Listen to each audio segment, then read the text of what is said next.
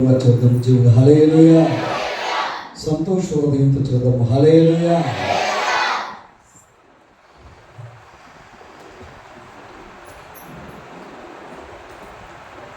Reuben ministry ఆత్మీయ నాయకులు David Palaiah గారికి, వారి కుటుంబానికి,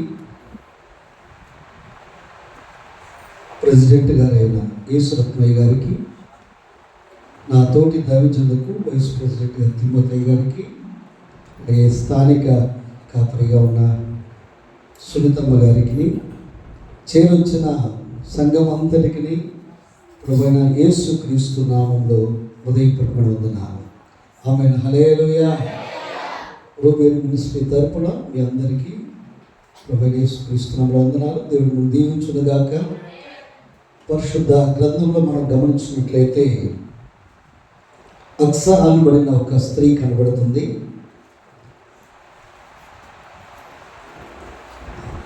అక్స ఎవరు అని మనం గమనించినప్పుడు సంఖ్యాకాండం 14:24 వచనంలో కాలేబు యొక్క కుమార్తె, తీయక్కర్లేదండి. కాలేబు చాలా నమ్మకస్తుడు, మంచి మనసు కలిగి ఉన్నవాడు. పూర్ణ మనసుతో ప్రభుని అనుసరించి దేవుడు మహిమార్థమై దేవుడు ఇచ్చిన దీర్ఘాయు చేత 80 ఏటను కూడా బలంగా బ్రతికినవాడు. ఆమేన్ హల్లెలూయా. అతి గొప్ప వ్యక్తి మనస్తత్వాన్ని కలిగి ఉన్న తన కుమార్తె అక్స. అక్స అనగా ఆభరణం. ఆమేన్ హల్లెలూయా. ఆభరణం అనగానే ఆభరణాలు బంగారంతో, రకరకాల విలువైన వస్తువులతో తయారు చేస్తారు. ఆభరణం పురుషుల కంటే స్త్రీలే ధరిస్తారు. రకరకాల ఆభరణాలు తయారు చేసుకొని అలంకరించుకుంటారు. ఆభరణం ధరించుకున్నప్పుడు ఎంతో ఘనత వస్తుంది, ఎంతో సంతోషం కలుగుతుంది. అందరూ చూసి కూడా బా ఆ వజ్రం చూడ, నెక్లెస్ చూడ ఎలా ఉందో, బంగారు చైన్ ఎలా ఉందో, ఉంగరాలు ఎక్కడ ఉన్నాం, ఎక్కడ ఇలాగా అడిగి తెలుసుకుని ఇలాగ ముందుకు ఆభరణాలు ధరించడానికి ఇష్టపడతారు. అందుకే అంటాడు, పెళ్లి కుమారే కన్యక ఆభరణం మరుచున, పెళ్లి కుమార్తె వడ్డానం మరుచున. ఇక్కడ గమనించినట్లయితే అక్స ఈ లోక సంబంధమైన విలువైన బంగారం ఆభరణముల కంటే ఆత్మీయ ఆభరణములను ఆమె కలిగి ఉంది. Praise the lord. Hallelujah hallelujah. అయితే ఈ జీవితంలో కుమార్తెకి ఇవ్వాల్సింది తండ్రి ఇచ్చాడు. అయితే ఇచ్చినప్పుడు ఆ దక్షిణ భూమిని బట్టి ఆమె సనగలేదు, గొనగలేదు, ఏమీ కూడా వ్యతిరేకించలేదు. తండ్రి ప్రేమించి ఇచ్చిన ఆస్తిలో దక్షిణ భాగం వైపు ఉన్న భూమిని ఇచ్చినప్పుడు ఆమె సంతోషంగా స్వీకరించింది. Praise the lord. హల్లెలూయా. ఎవరైనా మనకి ఏదైనా ఇస్తే నవ్వుతూ పైకి, లోపల మాత్రం ఏంటిది, ఏం బాగుంది, ఇంత చండాగా ఉంది, నాణ్యత లేదు, ఇలాంటిది ఇచ్చారేంటి అని అనుకోకూడదు. ఇచ్చిన దాన్ని బట్టి తృప్తి చెంది సంతోషంగా దాన్ని స్వీకరించాలి. Praise the lord. హల్లెలూయా.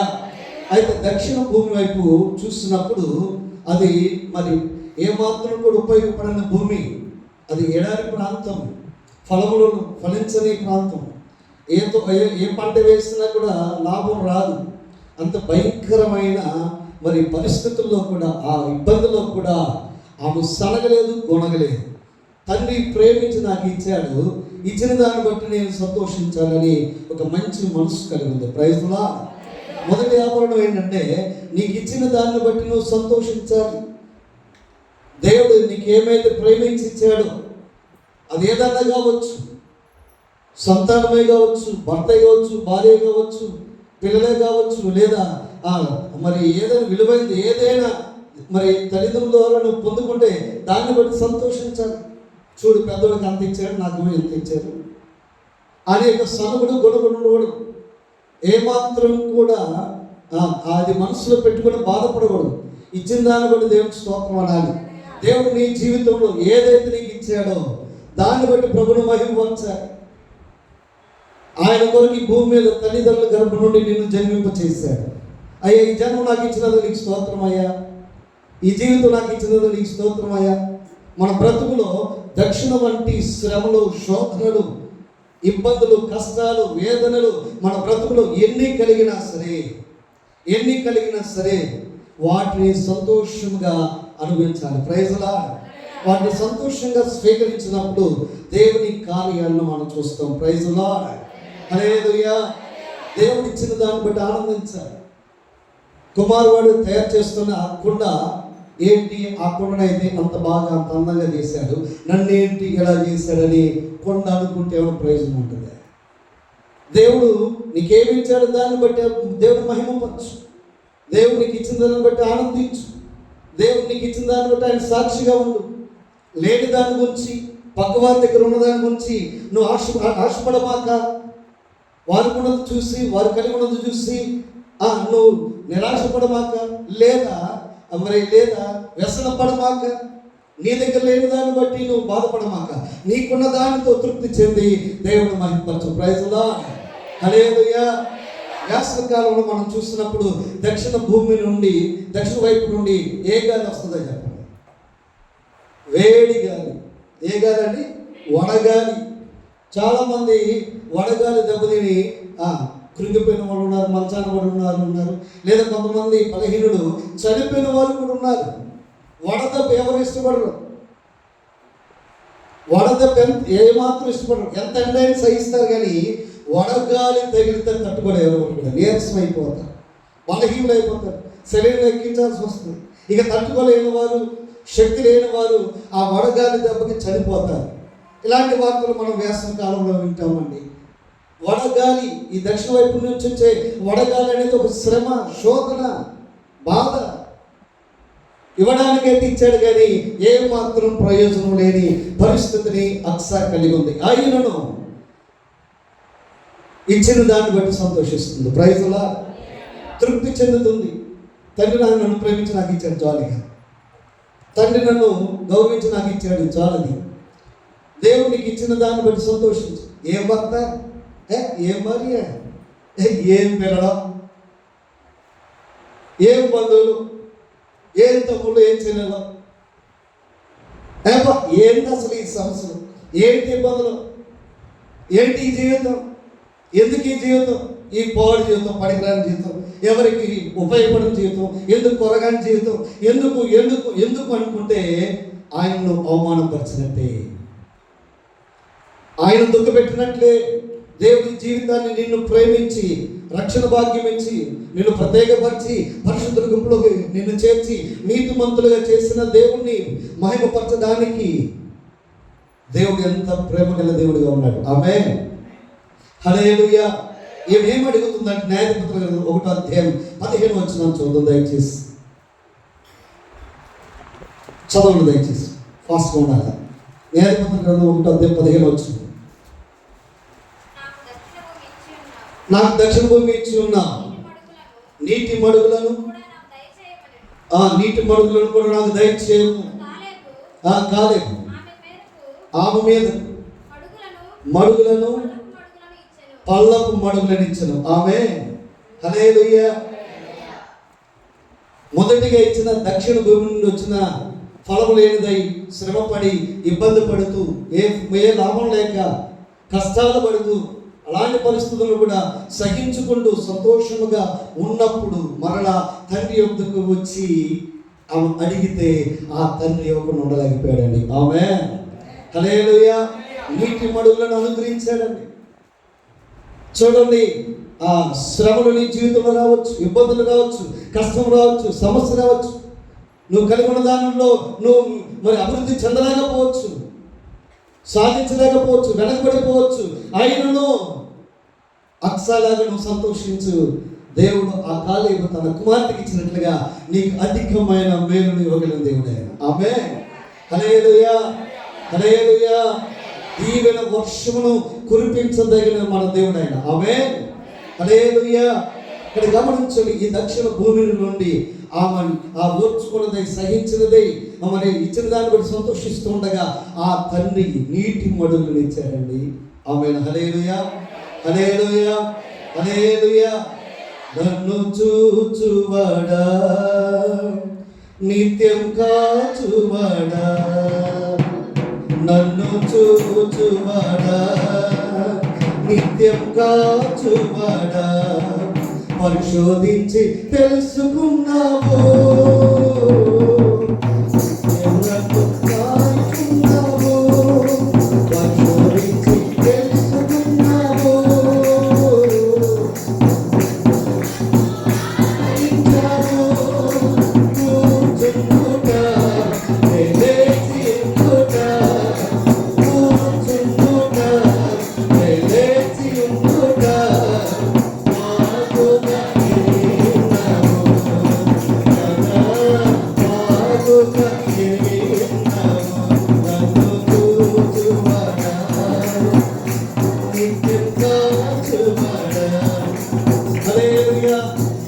మన పరిస్థితిని, స్థితిని, సమస్యను, వేదనను, మన మనసులో ఉన్న దుఃఖమును, మన కన్నీటిని, మనం భరిస్తున్న బాధలన్నిటినీ, మనం కలిగి ఉన్న దాన్ని బట్టి కురికిపోతున్న మనలను చూస్తున్న దేవుడైన ఆమేన్, హల్లెలూయా.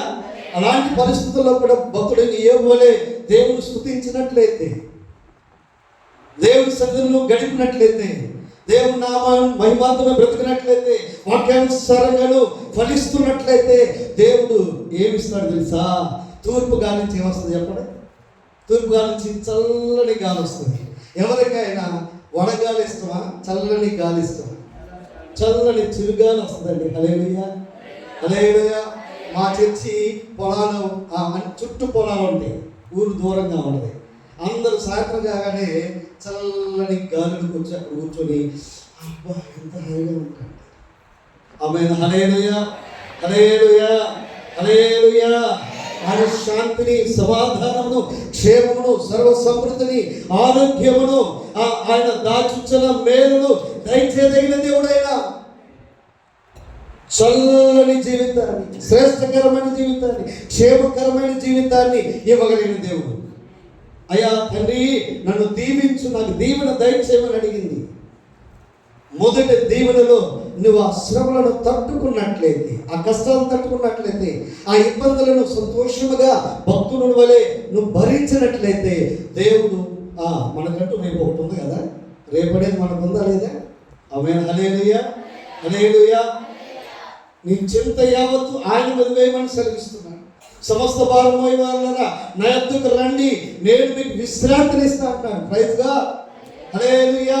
ఈ సంవత్సరం అంతట్లో అనేక చింతలు, బాధలు, వేదనలు, దుఃఖము, ఒంటరితనము, కృంగుబాటు, అనారోగ్యం, ఆర్థిక పరిస్థితులు, కుటుంబంలో కలహములు, నెమ్మదిలేని పరిస్థితులు, అనేక అపవాదిక తంత్రములు, ఏలుబడి వాడి క్రియలు, వాడి యొక్క ప్రయత్నములని చేస్తుండగా దేవుడు అంటున్నాడు కదా, కాస్త ఓర్చుకో, తూర్పు గాలి పంపిస్తాడు. ఆమేన్, హల్లెలూయా, హల్లెలూయా.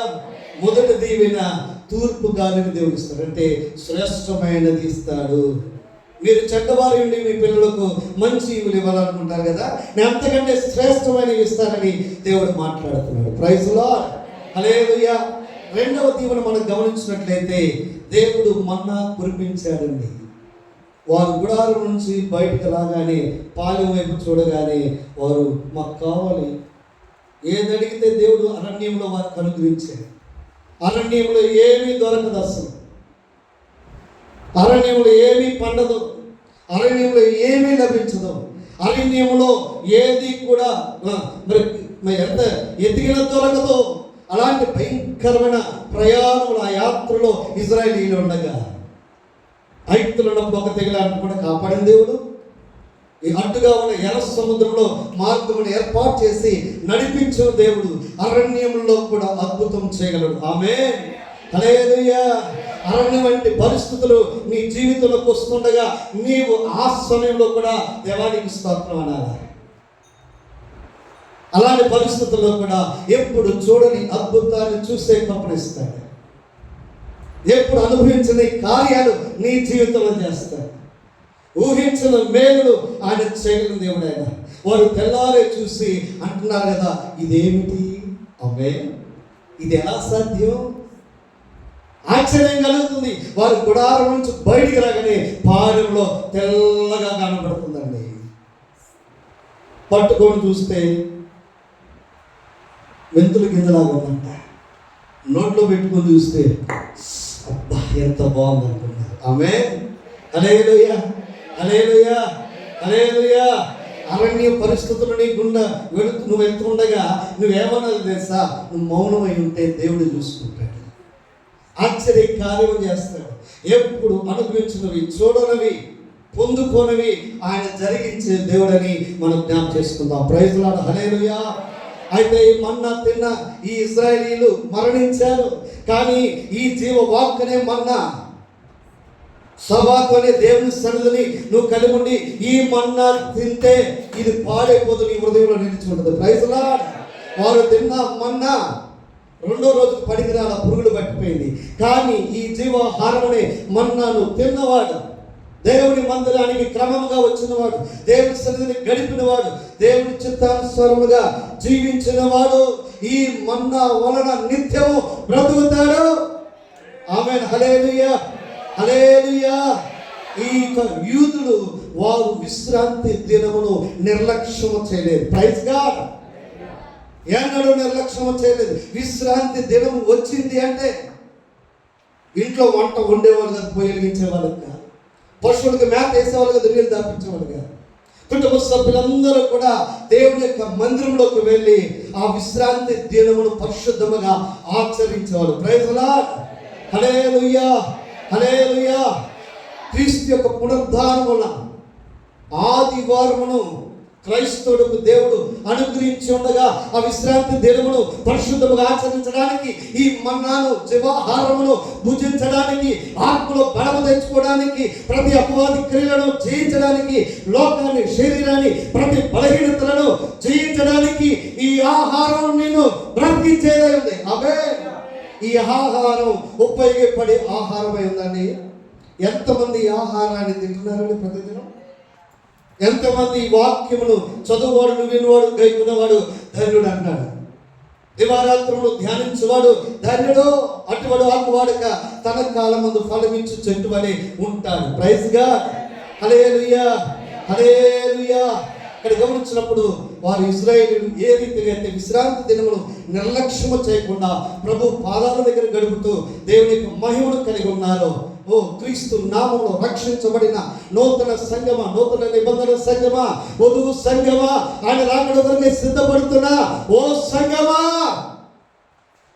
ఆదివారము మైకు వినబడుతుండగానే రావాలని ఆశ ఎందుకు వెళ్ళిపోయావు? ఎందుకు దేవుని ఎడల నిర్లక్ష్యాన్ని కలిగి ఉన్నావు? ఆయన ఇచ్చిన ఎందుకు రక్షణ భాగ్యం ఎడల నువ్వు నిర్లక్ష్యాన్ని కలిగి ఉన్నావు? ప్రభుకి ఎందుకు దూరం అవుతున్నావు? ఎందుకు అపవాది ఏలుబడి చేయడానికి కారణం అవుతున్నావు? అపవాది ఎందుకని నీ ఇంటిని, కుటుంబాన్ని వాడిని బంధించడానికి నువ్వు కారకుడు అవుతున్నావు? ఎవరికి లేని భాగ్యమును, ధన్యతను ఆయన ఇచ్చిన, ఆయన కాచిన రక్తం ద్వారా, ఆయన మరి చిందించిన రక్తం ద్వారా, ఆయన పునరుద్ధానం ద్వారా నీకు రక్షణ అనుగ్రహిస్తే, ఆయన గడికి అధికారం ఇస్తే, పరలోకానికి వారసులుగా చేస్తే, దేవుడు ఇచ్చిన విశ్రాంతి దినమును నువ్వు పరిశుద్ధముగా ఆచరిస్తున్నావా? పరిశుద్ధముగా ఆచరించిన వానికి దీవెన లభిస్తుందండి. ఘనమైనవి, శ్రేష్టమైనవి దేవుడు ఇవ్వగలిగిన దేవుడు ఆయన. ఆమేన్, హల్లెలూయా, హల్లెలూయా. మారవంటి నా జీవితాన్ని మధురముగా మార్చి స్థిరపరిచినావు. నా శక్తి చేత కాదు. ఆమేన్, హల్లెలూయా. నీతో గడిపే ప్రతి క్షణము ఆనంద బాష్పాలు ఆగమయ. నీతో గడిపే ప్రతి క్షణము ఆనంద బాష్పాలు ఆగమయ. ఆమేన్, హల్లెలూయా. దేవునితో గడుపుతున్నావా ప్రతి క్షణం?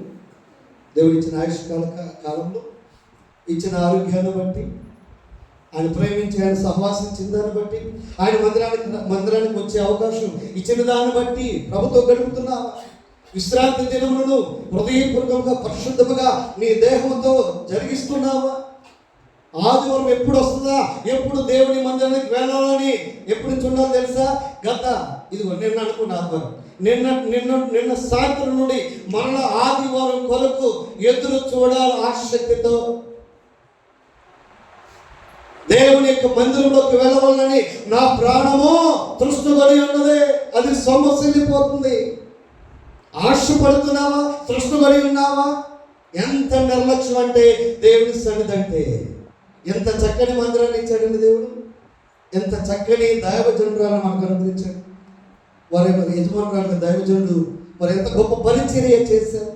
మరి రూబేనయ్య గారి ద్వారా ఈ ప్రాంతాన్ని దేవుడు ప్రేమించి ఎంత చక్కని పరిచర్య, చక్కని మందిరాన్ని దేవుడు నిర్మించాడు. ఆమేన్, హల్లెలూయా.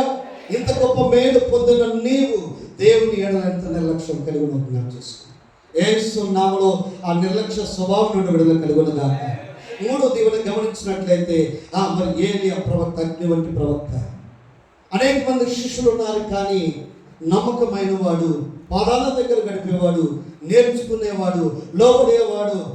మరి ఏలియాలాగే నేను కూడా దేవుడి కొరకు జీవించాలా, అదే అభిషేకమును కలిగి ఉండాలా, అదే ఆత్మను కలిగి ఉండాలా, అదే నడుపును కలిగి ఉండాలన్న ఆశ కలిగి ఉన్నా ఎలీషా సమస్తమును విడిచిపెట్టేసి వధించి అందరికి విందు చేసి దేవుని కొరకు ప్రవక్త ద్వారా బయలుదేరి వెళ్ళాడండి. ఆమేన్.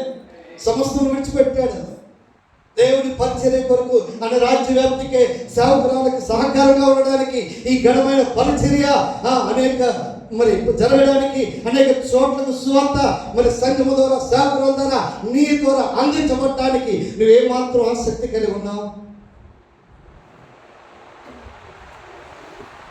దేవుని ఎడల, దేవుని పరిచర్య అనే రాజ్యం ఎడల ఆసక్తి ఉందా? ఎలీషా ఎక్కడికి వెళ్తే అక్కడికి వెళ్తున్నాడండి. దేవుడు అన్నాడు కదా, కర్మేలు నుండి ఇక్కడ నుండి కర్మేలు నుండి గిలగాకు వెళ్ళిపో అన్నాడు దేవుడు. ఆమేన్, హల్లెలూయా. వెళ్ళిపోనగానే ఏలియా వెంటనే బయలుదేరుతున్నాడండి. బయలుదేరుతుంటే ఎక్కడికి అయ్యాను, నేను కూడా వస్తాను. లేదు లేదు, వద్దు, రావద్దు ఉండు అంటే, లేదు నేను వస్తా, ప్లీజ్ నన్ను రావద్దనొద్దు. యెహోవా జీవంతోడు, నీ జీవంతోడు, నన్ను మాత్రం రావద్దనొద్దు. మీరు ఊరికి వెళ్తుంటే, మార్కెట్కి వెళ్తుంటే మీ పిల్లలు ఏం చేస్తారు చెప్పండి? నేను కూడా వస్తాను, నేను కూడా వస్తాను అంటారా లేదా? బ్రతిమలాడతారా లేదా? కాళ్ళావేళ పడతారా లేదా? మీ గడ్డ పట్టుకుంటారా? మీ బట్టలు పట్టుకొని లాగుతారా లేదా? దైవ సేవకురాలు యొక్క పరిచయం అనాలి. అమ్మా నేను పరిచయం చేస్తా మందిరంలో, నేను మీకు సహకరిస్తా, నేను మీ కొరకు నేను బాధ్యతగా ఉన్నా, మేము మీ కొరకు ప్రార్థన చేస్తా అని వాళ్ళు ఎవరు ఉన్నారంటే మంచుగా కనబడుతుంది. ఎంత అర్థం. ఎలీషా తన గురువు గారిని వెంబడిస్తున్నారు. ప్రైజ్ ది లార్డ్, హల్లెలూయా, హల్లెలూయా. గిలగాలకు వెళ్ళిపోయాడండి. దేవుడు అన్నాడు కదా, గిలగాలకు వెళ్ళిన తర్వాత ఇదిగో యోర్దాను వైపు వెళ్ళన్నాడు. అంటే మళ్ళీ యోర్దాను వైపు వెళ్తుండగా ఎలీషా వస్తున్నాడు. ఆగిపో, ఎప్పుడైనా ఆగిపో, రావద్దంటే నేను ఆగను, నువ్వు ఎక్కడికి వెళ్తే అక్కడికి వస్తా. ఎంత గొప్ప దాసుడండి, ఎంత గొప్ప విధేయత అండి, ఎంత గొప్ప సమర్పణ అండి, ఎంత గొప్పగా దేవుడాత్మను కలిగి ఉండాలని కోరుకుంటున్నాడండి. ఏలియా మీద ఆత్మ ఏదో తన మీద ఉండాలనుకున్నాడు. ఏలియా ఎలా జీవించాడో నేను అలా జీవించాలనుకున్నాడు. ఏలియా ఎలాగ చేసే సేవ నేను అలా చేయాలనుకున్నాడు. ఆమేన్, హల్లెలూయా. ఇంకా రక్షించబడిన వారు రక్షించబడాలంటే రక్షించబడిన వారు ఈ విధమైన అనుభవాన్ని కలిగి ఉండాలి. దేవుని యొక్క ఆత్మను పొందుకునేదాకా నేను వదిలిపెట్టను దేవుని సన్నిధిని. సేవకురాలకు సహకారంగా ఉంటాను, సేవకునికి సహకారంగా ఉంటాను. నేను దగ్గరగా ఉండాలి దేవునికి, ఈ పరిచర్యకి దగ్గరగా ఉండాలా. మందిరంలో నేను పరిచర్య చేయాలా. ఆమేన్. పరిచర్య చేసే అనుభవం కలిగి ఉన్నావా? ఆమేన్, హల్లెలూయా, హల్లెలూయా. ఇక్కడ గమనించినట్లయితే ఇతను వెంబడిస్తూనే ఉన్నాడు. దుప్పటి తీసుకుని మరి ఏలియా కొట్టగానే యోర్దాను చీలిపోయి ఎకరాసం వెళ్ళిపోయింది. ఆమేన్. అయితే ముందుకు వెళ్ళిపోతున్నారు ఇద్దరు కలిసి. వెళ్ళిపోయిన తర్వాత ఏం కావాలి నీకు, అసలు ఏం కావాలి నీకు అని అడిగితే నాకు నీ మీద ఉన్న రెండింతల ఆత్మపాలు నాకు తెచ్చి ప్రైజ్ గాడ్. హల్లెలూయా. దేవుడు అంటున్నాడు కదా ఎంత దినములలో ఇదిగో నీ మీద నీ భార్య మీద, నీ పిల్లల మీద, నీ దాసుల మీద నా ఆత్మను కుమ్మరిస్తా అంటున్నాడు దేవుడు. ఆత్మ లేనివాడు నా వాడు కాడు, ఆయన వాడు కావాలని దేవుడు ఈ సమయం ఇచ్చాడండి. సంఘ క్షేమాభివృద్ధి కలిగి ఉండాలని, సంఘము ఫలభరితముగా ఉండాలి, ఆయన ఆత్మ బలంతో నింపుకున్న వారు అయి ఉండాలని దేవుడు మంచి తరుణం అనుగ్రహించాడు. Praise lord. హల్లెలూయా. దేవుడు ఇచ్చిన ఈ మొదటి దినము, ఈ తరుణం నిర్లక్ష్యం చేయమాక.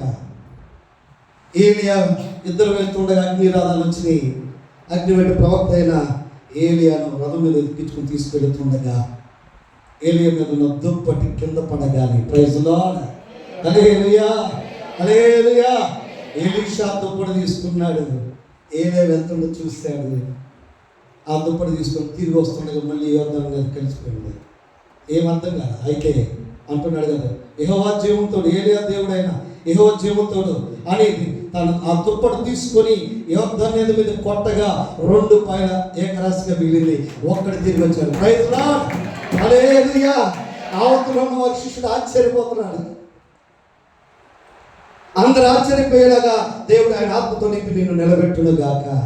నీ కుటుంబంలో ఆశ్చర్య కార్యములు జరుగునట్లుగా, విడుదల కార్యాలు జరుగునట్లుగా, రక్షణ కార్యాలు జరుగునట్లుగా దేవుడు ఎలీషా మీద ఆత్మ నీ మీద కూడా ఉన్నది గాక. దైవజనుల మీద ఉన్న ఆత్మ నీపై ఉండును గాక. సంఘంపై పరిశుద్ధాత్మ శక్తి అగ్ని చేత ఆయన కుమరించి నిన్ను పరిశుద్ధపరిచి నిన్ను నిలబెట్టును గాక.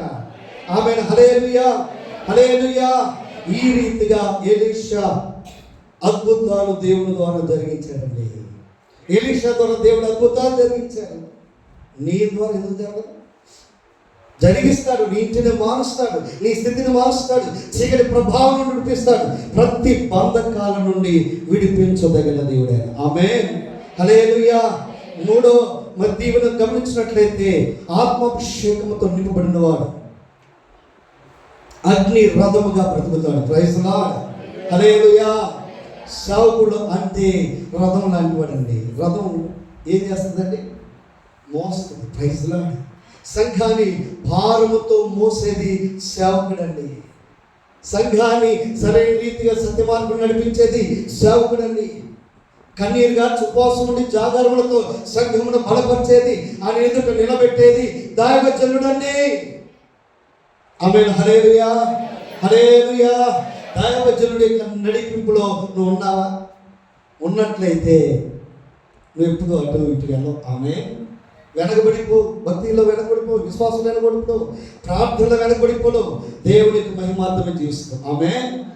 అయితే 4వ మరి మనం గమనించినప్పుడు 4వది బంధకమున్న వారులారా, బంధకముల నుండి నిరీక్షణ గల వారులారా కోటలోకి ప్రవేశించండి. Praise lord. హల్లెలూయా. కోట అనగా యెరూషలేము అండి, దేవుని సింహాసనం అండి. ఆమేన్. హల్లెలూయా. హల్లెలూయా. ఆ సింహాసనం ఎదుట నీవు నిలబడాలి అంటే ఆయన ఏం చేయాలి తెలుసా? ప్రతి దినము కూడా నువ్వు స్తుతించాలి. స్తుతించే దీవెన నాకు దయచేయి నాయన అనాలి. ఆమేన్. హల్లెలూయా. హల్లెలూయా. హల్లెలూయా. దేవుడు నిన్ను స్తుతించే నాలుగు నీకు అనుగ్రహించును గాక. అని ఆరాధించే హృదయం నీకు దేవుడు అనుగ్రహించును గాక. ఆమేన్. హల్లెలూయా. ఈ అక్స ఏమడిగిందంటే, అయ్యా నాకు దక్షిణ భూమి ఇచ్చావు, అయితే నేను సంతోషంగా జరిగిస్తూ వచ్చాను, ఇప్పుడు నాకు దీవెన కావాలని తనని అడిగినట్లుగా నీవు కూడా అడిగితే ఆయన నిన్ను దీవెన వర్షముతో నింపి, ఆత్మవర్షముతో నింపి, అగ్నితో నింపి ఆయన మహిమార్థమైన రాకడ వరకు నమ్మకస్తుడిగా బ్రతికిస్తాడు. ఈ మాటను బట్టి దేవుడు దీవించుగాక. ఆమేన్.